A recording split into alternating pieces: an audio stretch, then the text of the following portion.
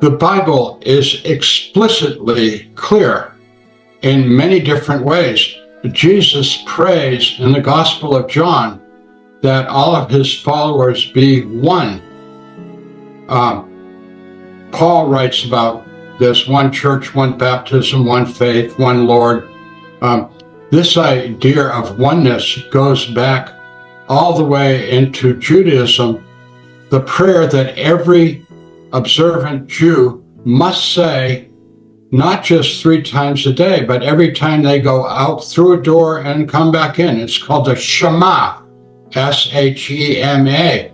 Shema Israel, Adonai Alehu, Adonai Ahad. That's Hebrew for the Lord is our God. Well, hear, O Israel, the Lord is our God, the Lord is one.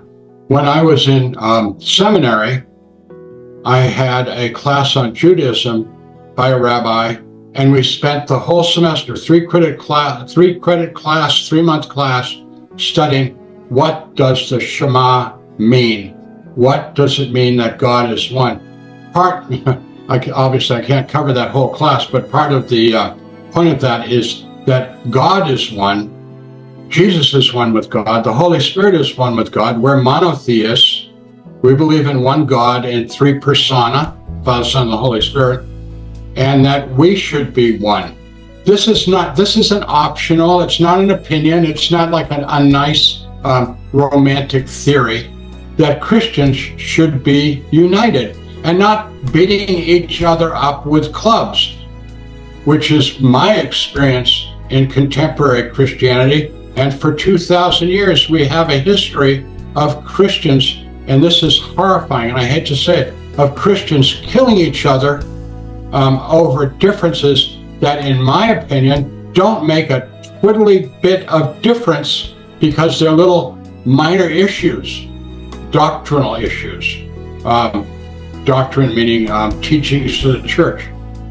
Jesus never, and I'm saying this as emphatically as I can, never intention for Christians to be fighting one another. His intention was that they love and respect one another. Now I want to clarify what I mean is we don't all have to listen to the same kind of music. We don't all have to practice our Christianity in exactly the same way. Let me specify what I mean by that. Some churches have an emphasis on doing no mission work, which is, I think, terrible.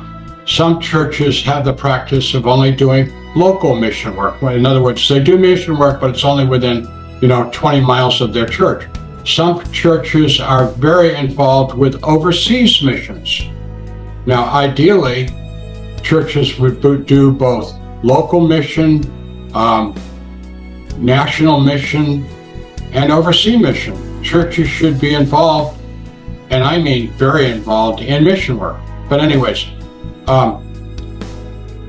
the point is that Christians can respect one another, support one another, love one another, and get along with one another, and not make issues over things that are inconsequential.